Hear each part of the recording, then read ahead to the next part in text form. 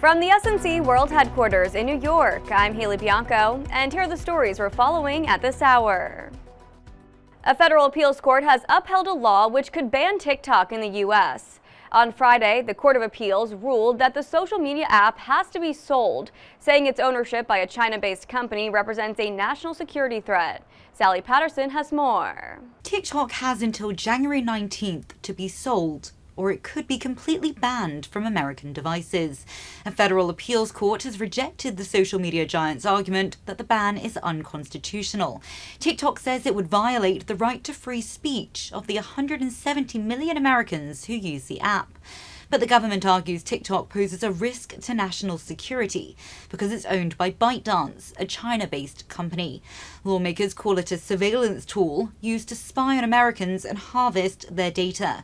TikTok denies those allegations. In New York, Sally Patterson, Salem News Channel. A Texas man who was the first rioter to go on trial for the January 6, 2021 attack on the U.S. Capitol has been resentenced to nearly 7 years in prison.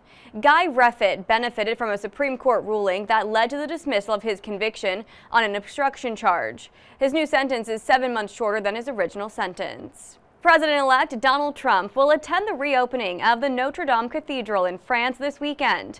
The building was badly damaged in a huge fire in 2019. Ross Cullen reports. When Donald Trump comes here to Paris on Saturday, it will be his first overseas visit since he won the presidential election last month.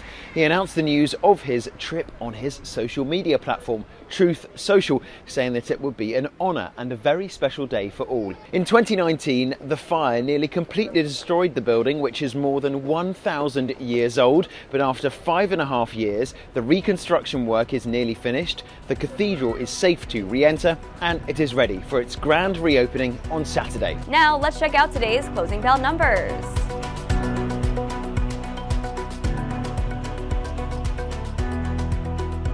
Chipotle is raising its U.S. prices to offset inflation and to compensate for a promise to increase portion sizes.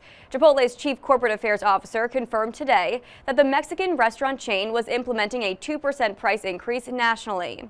She says it's the company's first such increase in more than a year. Chipotle said in October that its food, beverage, and packaging costs all increased in the third quarter.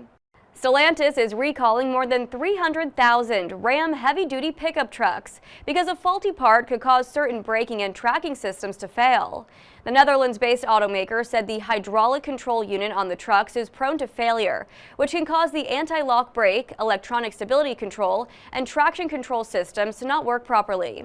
Stellantis said regular braking systems are not affected by the defective part and that it's unaware of any related injuries. The trucks in question are all model years 2017 and 2018 and include the Ram 2500, 3500, 4500, and 5500. The recall includes a total of nearly 320,000 trucks. Stellantis said it will advise customers who may be affected as to when they may obtain service, which will be free of charge. President Joe Biden is cheering the latest job numbers. The economy added 227,000 jobs in November, which was a solid recovery from the previous month. The president issued a statement saying America's comeback continues. He pointed to the still low 4.2% unemployment rate. Biden said there's more to do to lower costs, but said progress is being made for working families. That's what you need to know at this hour. In New York, I'm Haley Bianco, Salem News Channel.